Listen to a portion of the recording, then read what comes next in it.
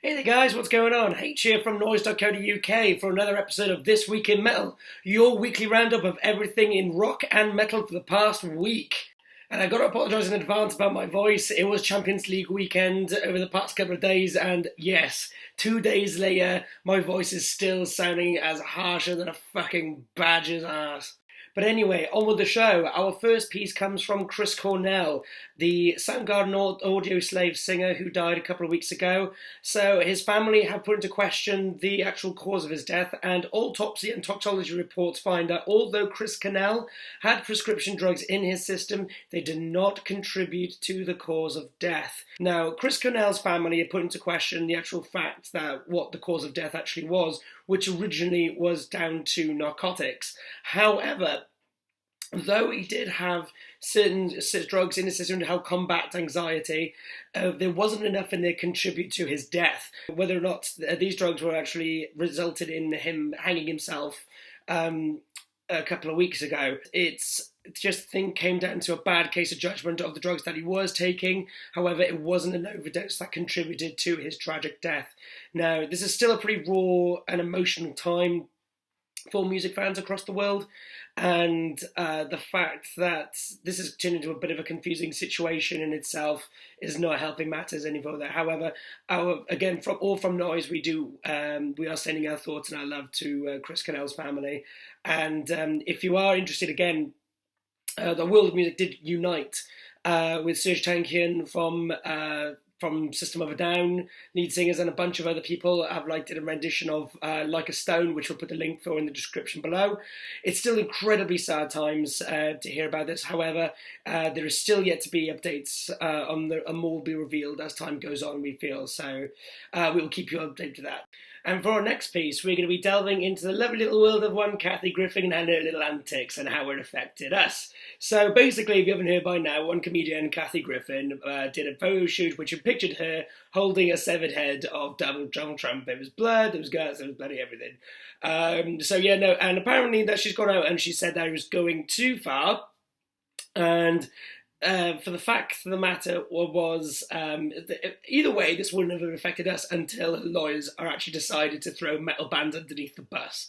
So this is what her lawyer said about the situation and how it affected us. So, I quote, "Many male artists have created far more disturbing imagery. A Marilyn Manson music video shows him beheading a Trump figure. The band Municipal Waste has an image of Trump with a bloody gunshot to the head on a band t-shirt. The band GWAR has violent images like this for president after president for years. They're all just considered bad boys. Unlike these male artists, Kathy apologized. Unlike these male artists, Kathy has endured the most powerful man in America and his family using their family to target her and her employees after she apologized." This is complete fucking bullshit, right? So, I could not really think of any more intellectual way of putting it that way. First of all, don't apologise for your own art if you want to do that. Political figures have been the source of this kind of attention for fucking years, man. So, I mean, look, granted, I don't know that much about the history of all this stuff, but all I know is that bands have been doing this for a long time. Maiden had pictures of a decapitated Margaret Thatcher, for fuck's sake. I think what really shines is oh yeah, let's just throw these guys under the bus. That's what kind of pissed me off a little bit, I'm not going to lie. So don't try and mess up. If you think this is a mistake, don't try and, downtread a band or these bands, these artists who are obviously not in the same light as one Kathy Griffin. If she didn't think it was a good idea, she wouldn't have done it in the first place. And if you are that imposing, that convicted about something you are wanting to do, rather than just highlight it as a public stunt, then don't do it. You did it. Face the consequences if you want to do it, but, it shows a lack of conviction there. And if you really think you are as edgy as you are, then at least have the conviction to not apologise for what you've done. Just like what we do on a daily basis, but no one really gives a shit about us anyway until it benefits you in some way. So, fuck you, and let's get on with the stories, right, okay? And good news, Judas Priest fans, according to one Rob Halford, singer and all-time heavy metal legend of the entire world, and they are putting the finishing touches on their new album, which is currently untitled, and there is no current release date as of yet. It'll be exciting times. It'll be a follow-up to 2015's Redeemer of Souls. They haven't quoted as saying it'll be a part 2 album. I think it's just going to be another good old Judas Priest album. The question is, where do Priest belong in metal at the moment? They're still pretty relevant. People still want to hear Judas Priest albums coming out.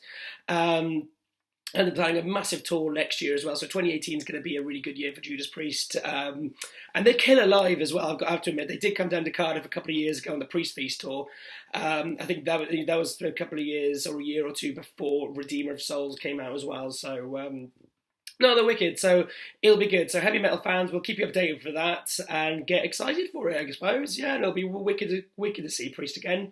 Job done.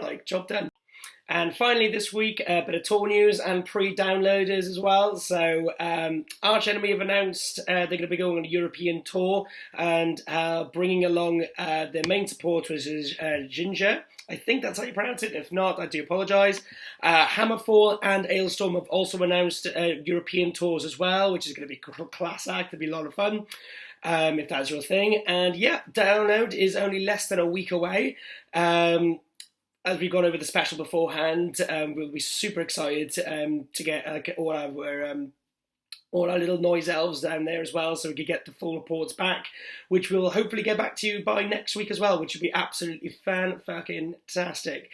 I'm going to leave you with our track of the week from Norwegian powerhouse riff lords A Ton with their song Nocebo, I Shall Harm, taken from their 2015 EP From Nothing. It is an absolute belter. It is so unbelievably raw and in your face and just, it smashes pure heavy riffs in your face and does not allow you the time to breathe. It is worth your time to check out. And so that it concludes our episode for this week. Let us know if we've left anything out. Comment in the section below. You can give us a like. You can give our Facebook page a like as well. Go to facebook.com/NoizzeUK. I've been Howard. I will see you in 7 days' time for another episode of This Week in Metal. And all you got to do is just stay heavy. And guys, if you're going to download, stay safe. Have a great fucking time. And we will see you then. I want to hear all about it. Bye.